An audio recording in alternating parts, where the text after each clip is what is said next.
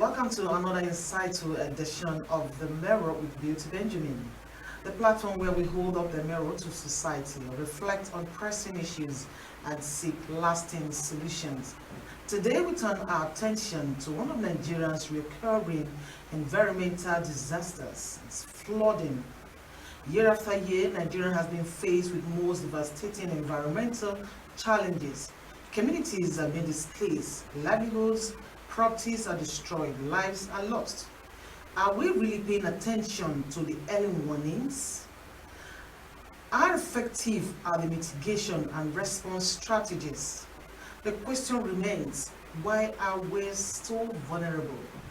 Joining me to shed light on these critical issues today is Professor Vincent WELI, Director of Weather Forecasting Services at the Nigerian Meteorological Agency under the Federal Ministry of Aviation and Aerospace Management. Together, we shall explore early warning systems, mitigation efforts and response strategies, and what must change for Nigeria to build true resilience against floods. Good morning and welcome to the program, sir. Thank you very much. Thank you, Rivers, for having me. It's my pleasure to have you today because I've been looking forward to this, and then the last time you came, we planned, we said even if it's in a hotel, we must have said we'll do it in a hotel, and before we knew you were back, you had gone and all that. But with this time around, it's my pleasure having you, sir. No problem. To have you because this matter is critical. Very, very critical. For not just for Rivers people, but for Nigeria. That's correct. Because this flooding is everywhere. It's everywhere. And lives have been lost, properties, livelihoods. Yes. And then I know that the early warnings come. Yes. But we need to explore all of this now in 3 segments. Actually, my name is Beauty Benjamin, and if you're watching us online, because this program is being streamed as we speak to you, it's on Facebook, it's on Instagram, it's on YouTube. So you can join any of the platforms. Now, if you have questions, personal questions, you bring forth. The Prof will do justice to your question. Even when it's not here, we'll answer your question. Stay with us as we go on. Now, I want to ask my first question, Prof. Now, how would you describe the current state of flooding in Nigeria? Well, flooding is not a new thing in this country. The 2012 flood that occurred, that affected several states, billions of naira loss, over 250 people died, was a turning point for this country. Again, as we speak, we know the states that are vulnerable. They know the areas that get flooded. The inhabitants know the areas that are vulnerable. Okay. So it's not a new thing. But my worry is that even when people are aware that these areas are floodable, they still go to those places to build houses. Okay. So for me, I can't excuse anyone to say they are not aware, because there's what we call local knowledge. The local people knows the areas that are flooded in their community. But unfortunately, these areas are developed for residential purposes, and the people are now more vulnerable to flooding. So for me, flooding, of course, has come to stay because our people have built on floodplains and wetlands. They have disrupted the wetlands, the natural ecosystem, and that is why some areas that are not floodable are beginning to get flooded, because water will find its level. And so what we need to do is to heed to the early warnings that are being released from my office in Abuja. We will cover the length and breadth of Nigeria. So should we say this flooding, is it natural or human cause, or human contribute to the natural? Now we have the one we have now is more of human induced. Okay. Now rainfall intensity has increased over time because of the issue of climate change. And the worst of it all is that as rain intensity is increasing, areas that are not floodable becomes flooded because of human interference with the natural ecosystem. And that's why I say that it's more of human induced. If people do not go and build on floodplains, disrupt wetlands, because wetlands are natural ecosystem that ordinarily when the rain falls, collects the water and store and get them infiltrated into the soil to recharge the aquifer, which is the underground water. But people have gone to disrupt that natural ecosystem, to build, to construct and carry out different human activities. So when the rain falls, the water do not get where they will go and settle again. So they now begin to move to areas that are lower, because some of those areas that have been built have been reclaimed and the elevation is a little bit higher. So that water that naturally would have gone to that location to settle will now go to areas that are lower. And so people who were not even living around floodplains will begin to experience flooding. But these people who build in these places, is it that the government can do something about it? Because if you know that this particular area is not supposed to take a building because from water retention and all that, and someone is making a plan that whether it's my land or it's government land, shouldn't the government do something about that? Yeah, that's what we call development control. Okay. In the Ministry of Urban Development. They are expected to control developments, identify these hotspots, identify the natural ecosystems, and protect them. The wetlands ought to be protected. Because if you don't protect them, these are the consequences, what we are seeing now. Yeah. So, and I know they have the constitutional powers to enforce development controls. That's the government. The government, Ministry of Urban Development, especially Development Control Unit. Okay. They have the requisite, they have the powers, they have everything constitutionally to control developments in the urban sectors. Okay. But I cannot say why they are not functioning, because there are a lot of issues. Because what we are discussing here is a multi-dimensional problem. You can't just hold one person accountable. Okay. Because everyone is involved, because the state is not in the local government. The local government also need to carry out their own responsibilities. Yes.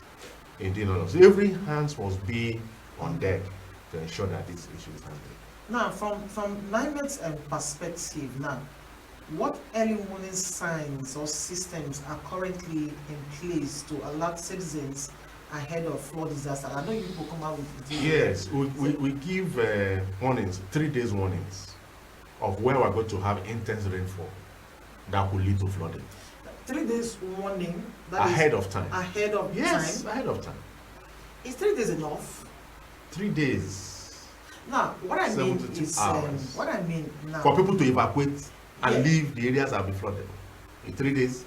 Is it enough? Now, if I don't have somewhere to go to, are there provisions that now you've given out? I know you do that all the time. The warnings we take them every and day. all that. Yes. But the 3-2 hours, is it enough for one to look for somewhere, or is there a ready place that you say, okay, the warnings have been given, okay, we are evacuating everybody from here to a particular place? Well, that is left for the state government and the local government to handle. Okay.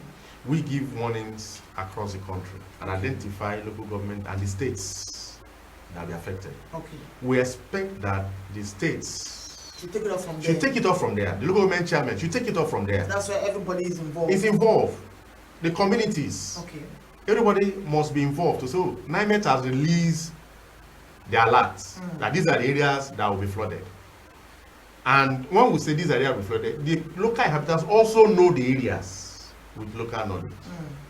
And so what the state government ought to do, or the local government ought to do, is to move to those communities to say, look, all of you along this area, please leave for now.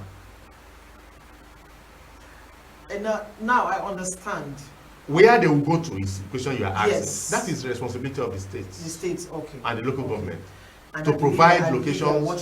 Of course, to provide where they want to evacuate people to. Okay. Until after the incident, so that we will not record their casualties. Okay. Now let's go to the early warning and public response segment now. How effective have these warnings been in reaching rural or urban communities? Yeah, unfortunately, these warnings and alerts are released every day to all our social media handles. We send to all the media stations, all television stations across Nigeria. And when this happens, we expect the media houses to now translate and speak in the language of the people so that they will understand in the respective states, like your station is doing now. When you get those alerts, we expect that as part of your social corporate responsibility is to inform the local people. And I know you have, programs that people, speak their local language and all of that. Is to use the local language and now transmit this information to the people in the language they will understand. That's why I say all hands must be on deck. Everyone has a role to play in the chain of getting this information down to the rural areas. Every hands must be on deck. So with this one, do you think Nigerians take this warning seriously? What can be done to change it? Well, with what's been happening so far? Yes, we are not there yet. Okay. So how can we? If we are there, we would have been recording casualties. Yeah, exactly. So what we need to do is that most states that have state emergency management agency, because most states do not have it. River State do not have state emergency management agency. I'm not sure we have. If we have, when those information alerts are released, we expect the state emergency management agency to coordinate it and now begin to carry out the enlightenment down to the communities. And we are supposed to have LEMA, local government emergency management agency. That was supposed to proceed to my next question. Yes. So how is NIMET collaborating with NEMA to disseminate this they information? Get our information every day, NAMA at the federal level. And so they are supposed to cascade this down to the states if the state that have state emergency management agency. And the state now cascade it to local government. For timely action. For timely action. But that structure has not been put in place. But I think in some states they have. But if we don't have state emergency management agency in River State, then there's a problem. But if we have. If we have, then it's their responsibility to now, having released the alert, to see what they can do to ensure that that emergency, that level of what we're expecting do not affect the people. And when people are not affecting them, you know one thing we are good at in this part of the world? That's why I ask the questions. Do Nigerians take this warning seriously? Because we like this attitude where we wait for it to happen. Reactionary. Yeah.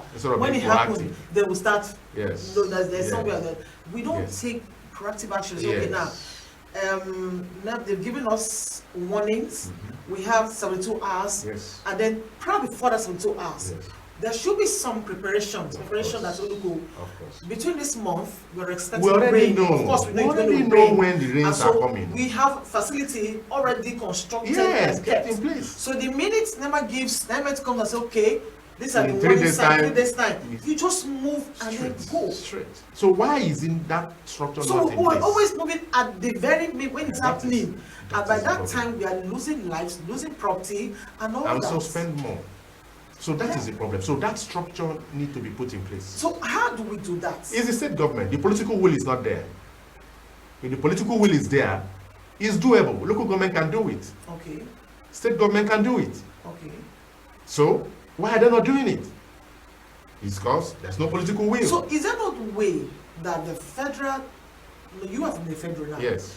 Is there no way that the federal could have some certain power? Or look, every state, you are just like we do our elections now. Every state, you are encouraged to put this bodies in place. Put this team. Let them start working. Look, we are expecting rain between the month of July to August, or August to this one, and then start preparation. So that when this sign comes out, if you start making your people. So it goes down to before now. I think River State had that structure. Before the rains, they begin to open up all the channels, the canals, before now. They open them up. NDC has also done something in that direction to open up the canals and to ensure that before the rain comes, because we know when the rain will come. That's what I'm saying. My problem. We know when the rain will come. This period at Easter is rainy season. Why now? Why is there's enough time to be proactive about this whole thing? So, but the problem is why are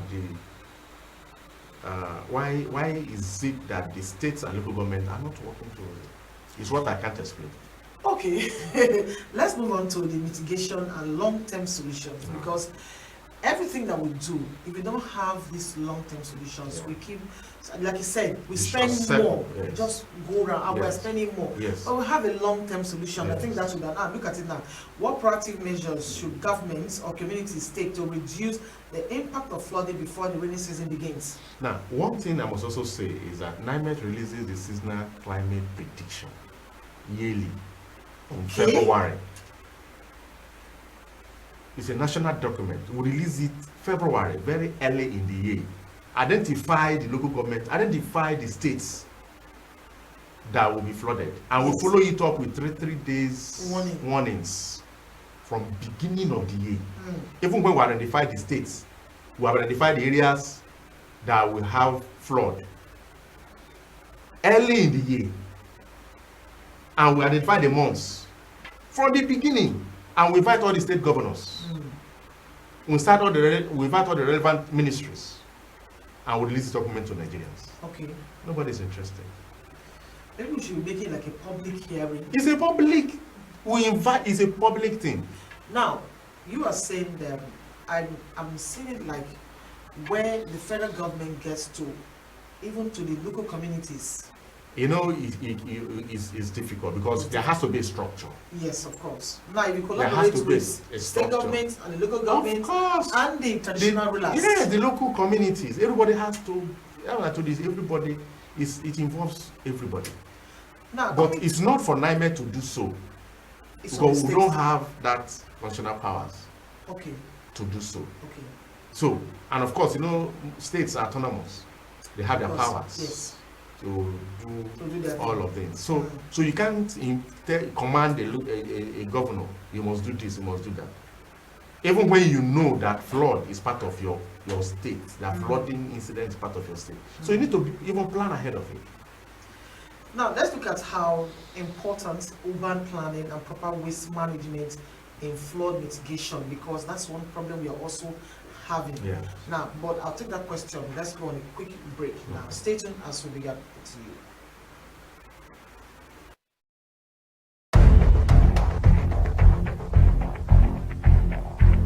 Good, tasty food is worth living for. Worried about your oil every time you enjoy your favorite meal?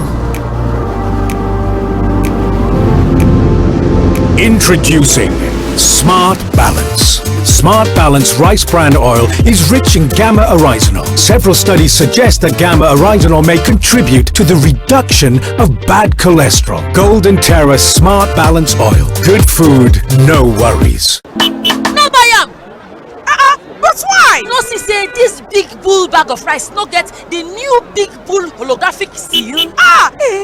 Not true. Introducing the Big Bull holographic seal tape, your favorite authentic Big Bull rice, 50 kg and 25 kg. Now with holographic seal tape. This is to ensure you get the premium product from Big Bull rice. Do not buy if the holographic seal tape is not on the bag or is broken. Big Bull rice, tasty rice, nourished you.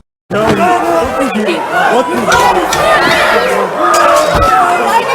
food do you need?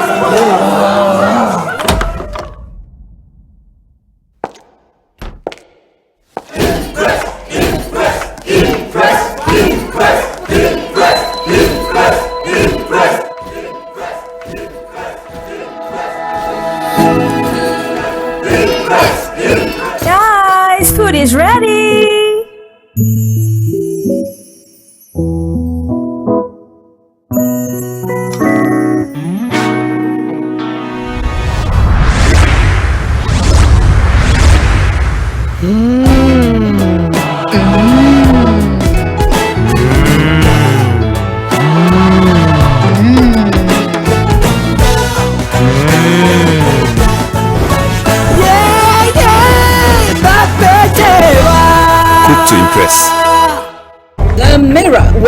Beauty Benjamin. The church said this is your result, and I was made to go to another clinic to run the test again. Real conversations, bold questions, life-changing moments. A picture of what is going to happen in the next 10 years. He said they have a code that governs their trade. The people that sell don't take. Every Friday at 10 a.m. on RSTV. Somebody may have parents, but the parents are not involved. Covers motherhood, Yes. covers mentorship, and everything. Join the host, Beauty Benjamin, as she brings you face to face with truth and powerful stories that will move you. Tune in on GOtv Channel 142, Star Times Channel 113, and follow The Mirror across all the social media platforms. The Mirror with Beauty Benjamin. The world needs moms. With a splash of golden terra oil, the mom can transform a frown into a smile. Change no thanks into yes please. And resolve family feuds without blowing a whistle. Providing tasty family meals is all that matters. Where there are moms, there is love. Golden terra oil, pour pure love.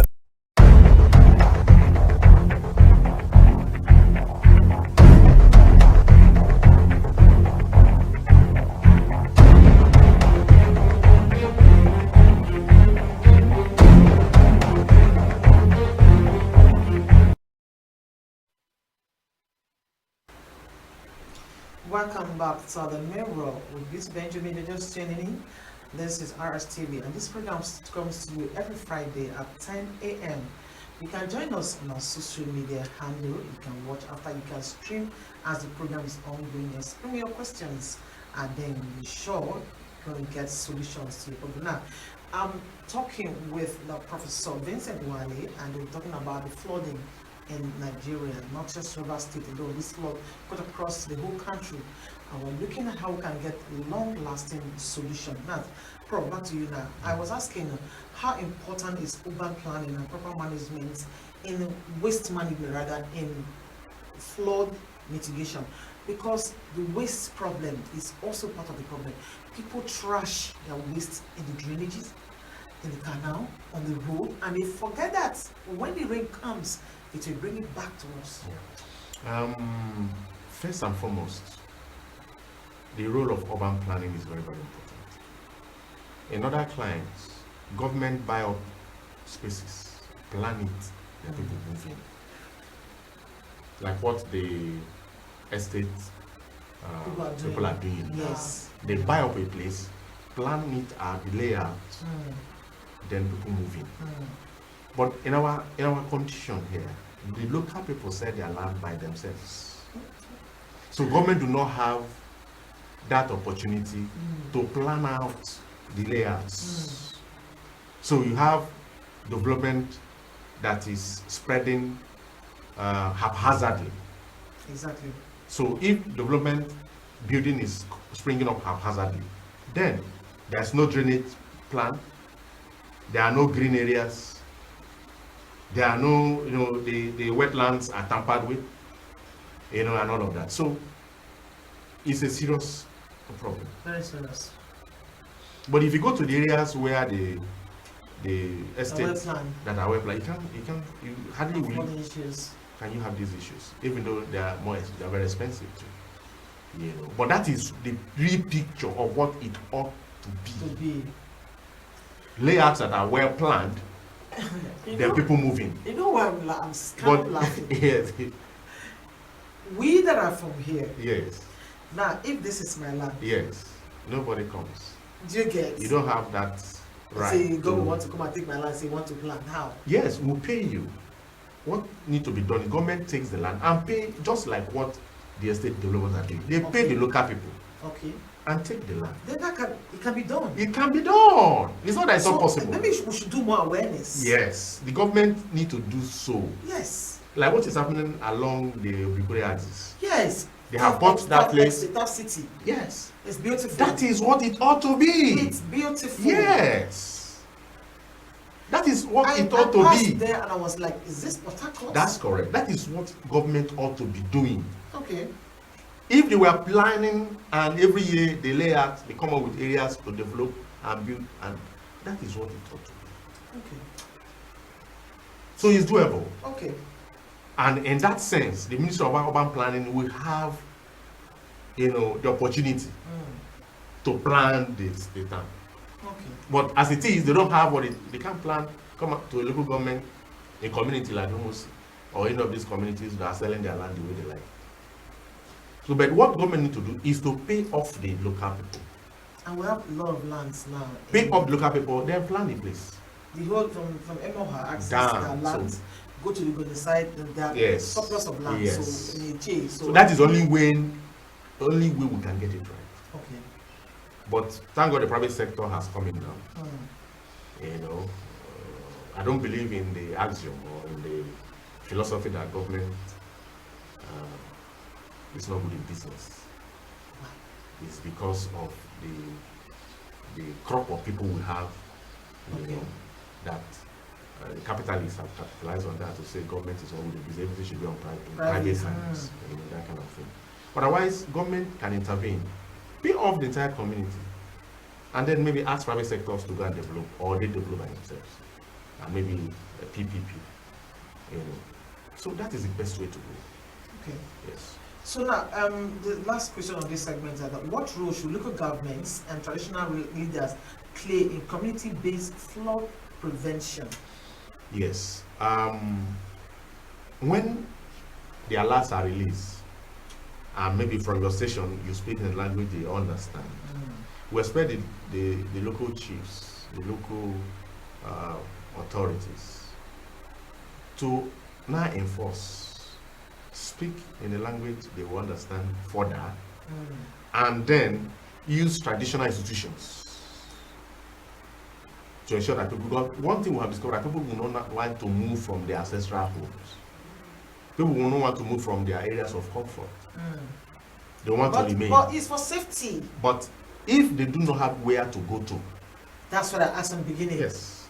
If government have provided, makeshift shelters and all of that are very comfortable, at least moderately comfortable, people will be willing to move. But in the sense where you're asking them to move, where are they going to? So they will move.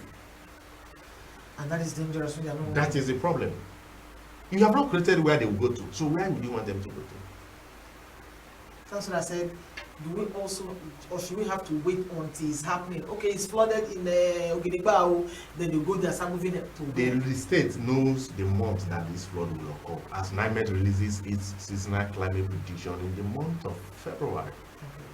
And like I told you earlier on, flood incident is not new in Nigeria. It's not. No state can say they are not aware. No local government will say, I don't know that my local government is a floodable zone. Everybody knows.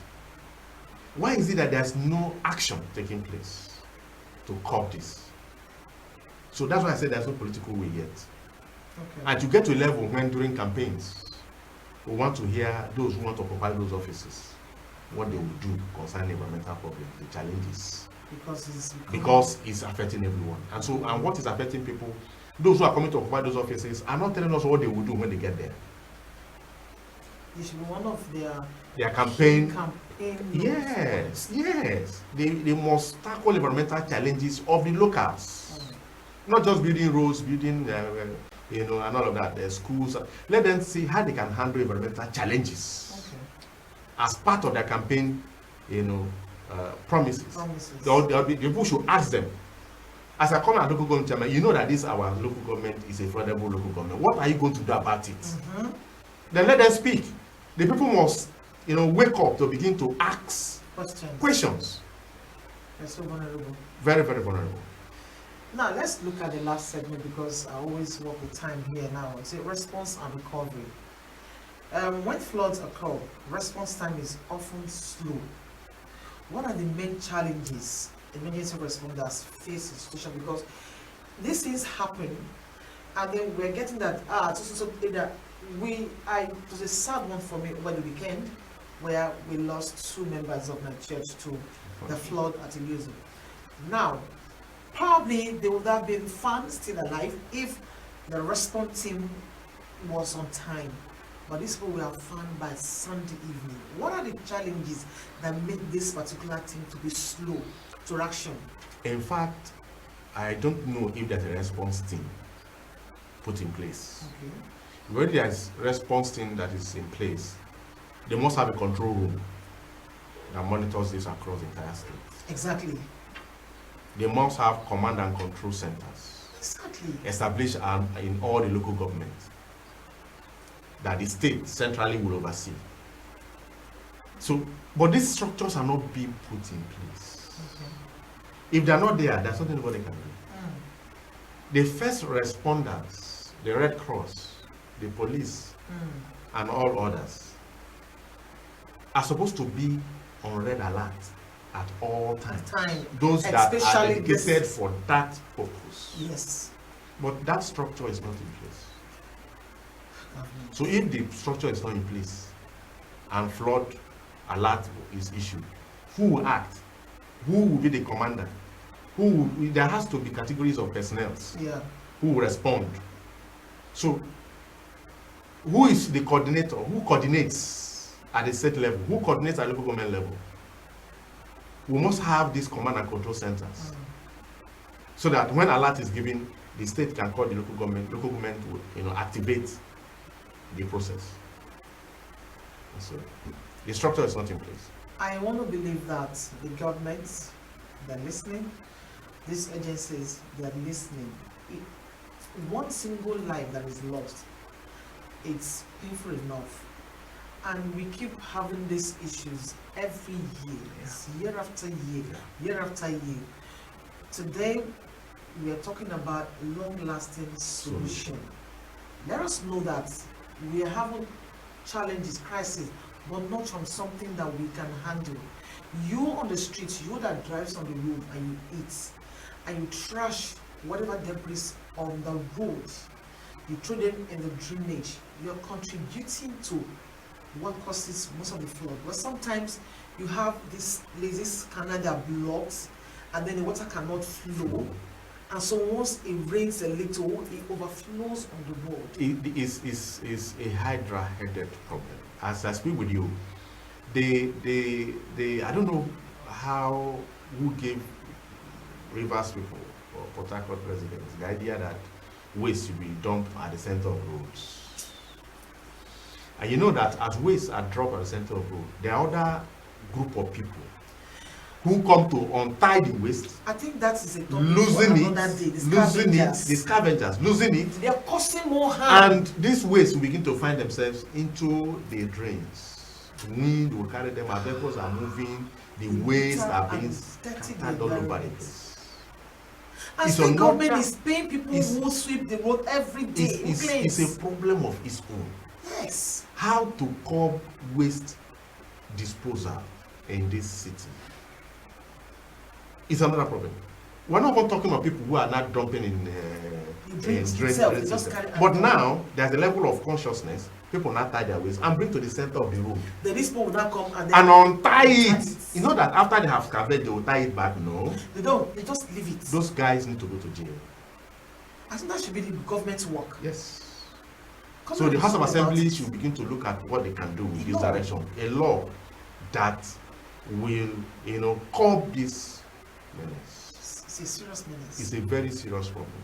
Yesterday I was going and I saw them on the road. They've scattered, they were just there on the road there. I'm like, what is this? Can't we have a clean city? But I think we'll take that topic for another day so that the government the House of Assembly can get together, pass a law to work on this because it's not just the drains, it also causes other health challenges to us. So let's know how we can go. Now, let me go to this question now. What steps can be taken to strengthen post-flood recovery and prevention? Well, the state government ordinarily need to have a budget on emergencies. Okay. So that when it occurs, they have where to lay hands and handle it. Or the state emergency management agency budgets, where they have a state emergency management agency. Their budget is to take care of all of this. Okay. Like NEMA at federal level have funding from states or from federal government. From federal government. They intervene to states that are ravaged. They intervene immediately. Okay. But at state level, I don't know if there is such structure, but there should be. When there is such an incident, the state have to respond immediately. Okay. Yes. I think there is. Because when you say there is or there should be, it should be in the budgets. Yes. So that if you're preparing the budget for the year, this particular budget should be included. Yes. So that we're not having, and that's why it should be done before time. Yes. So that we know, okay, from the month of March to the month of October, we'll be having rains. Yes. So we are taking the budget to prepare for evacuation, emergency, so that when it happens, okay, we just evacuate. Yes. And by so doing, I'm not sure, because I've not come to terms with the death of these children over the weekend. Sorry about that. And they are promising young ones that. Another thing I also want to ask is, these people who live in this particular place, by the waterfront, is there no means to remove them? Now, we're looking for solution. If there are no proper planning or development, urban planning, because already there now, how do we move people from such areas? That is where government need to intervene. Okay. If those funds are available, government should move them out of that place. Relocate, in fact, destroy all the buildings along the floodplains. I've recommended this severally. Government must take decisive action if we must curb this. The areas that the wetlands have been distorted, government must wake up and say, look, this area, nobody goes there. Bring down the buildings. You move. We cannot say, okay, how much did you spend in this house? If it's 2 million, we can give you 1 million. Okay, because we didn't ask you to go there. Or government can, if that government has human face, can relocate everybody. It's doable. It's doable. Build new houses for them, everybody move. It's doable. And so that we will not continue to experience all of this. Government must act at the state level. Okay, now finally, my last question before I let you go, sir. Now, personally, what message would you like to pass to Nigerians about the flood preparedness and personal responsibility? Now, not just to Nigerians, now to state governments, to local governments, to traditional rulers, then to Nigerians. General. Yeah, of course. I have been in several television stations saying the same thing. Abuja, all over the place. When we release our forecast, when we release our predictions, people should look up to it. In fact, nobody should walk or do anything any day without visiting NIMET website to get the details. So that when you know what is going to happen, you are more prepared. So people should be able to access this information. They are there. So when you access the information, then nobody will even ask you to act. When you know that your activities will be impeded, your life is in danger, nobody will tell you to act. Seriously. So we must get to a level where individuals must be highly conscientized. We must get to that high level of consciousness that weather is here to stay. Weather is part of our life. Weather incidences is part of our life. Rainfall and all of that is part of our life. So we must not do anything without understanding what the weather is today, what it will be tomorrow. For us to plan our activities. So we must get to that level of awareness, that level of conscientization that, look, what is the weather today? Is it going to rain today? What is going to be the rain we're expecting in Port Harcourt today? It's going to flood. If it's going to flood, then I live in areas that will be flooded. Then you take prevention. Yes. That is what I'm saying to all Nigerians. That consciousness should be that every morning you wake up, check NIMET website. For those who, because the local people may not have the facility to access that information. But in every local government, in every community, the community chiefs, the CDC chairman, should take it as a point of responsibility to educate their people. Daily, they have a way of passing information through town criers and all of that. To pass information to their local people of what's going to happen that day or the next day. Because this information are available, like 3 days ahead of time. So what are the local, what are the state, what are the CDC chairmen doing in the local, in the communities? What are the chiefs and in council? What do they do in the communities? If they cannot protect the lives and properties of their people, then they have failed.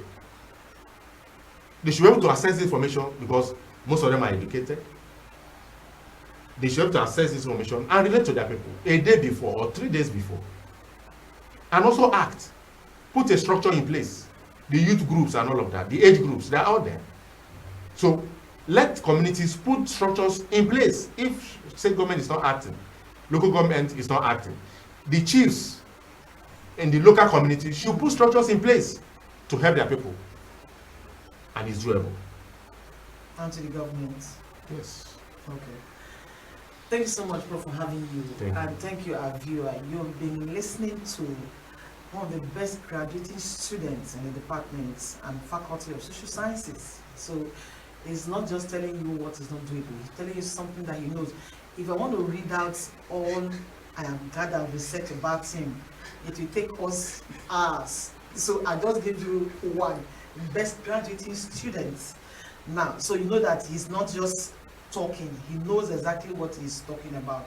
Now, flooding is not just a natural disaster, it's a test of our preparedness, coordination, and collective responsibility as a nation. Early warning without early action is meaningless. Our citizens, communities, and policymakers, we all have a role to play in protecting lives and livelihoods. A big thank you to my guest, Professor Vincent, for sharing your expertise and perspective on this crucial topic. And to you, our viewers and listeners, thank you for staying with us on Inside the Mirror with Benjamin, where reflection inspires transformation. Join us same time next time. When I say same time, same station next week. We'll come to you every Friday. You know that every Friday we are live here. And we always bring topical issues something that is bothering us. Because from the family, we transcend to the society. If we can get our family working, we can get the society working. Awareness is the first step to change. Now, the same thing we do with elections, campaign. We're hearing about voter registration now and all that now. And it's being disseminated in our local languages. I want to urge the government to do something when it comes to flooding. Let's have this alert, these early warnings being passed to our people in the local dialects. Let's take it seriously like we take our elections. And for you Nigerians, wherever you are, you're watching from, take the warning seriously. Like one thing I want to pick, like I said here, is that every day as we wake up, go to NIMET site to check for weather for that day, the forecast for that day. That will guide you if you are living at those areas for now, until when the government decides to change us and then move us. Same time, same station. My name is Beauty Benjamin. Thank you, sir. Thank you very much for having me. It was nice having you. My pleasure. And to my crew, thank you so much, Don Barry, thank you. My cameraman, Stephen, thank you. And to Village, thank you so much for staying with us. Same time next week. The Mirror with Beauty Benjamin. The church said this is your result, and I was made to go to another clinic to run the test again. Real conversations, bold questions, life-changing moments. A picture of what is going to happen in the next 10 years. He said they have a code that governs their trade. The people that sell don't take. Every Friday at 10 a.m. on RSTV. Somebody may have parents, but the parents are not involved. Covers motherhood. Yes. Covers mentorship. And everything. Join the host, Beauty Benjamin, as she brings you face to face with truth and powerful stories that will move you. Tune in on GOtv Channel 142, Star Times Channel 113, and follow The Mirror across all social media platforms. The Mirror with Beauty Benjamin.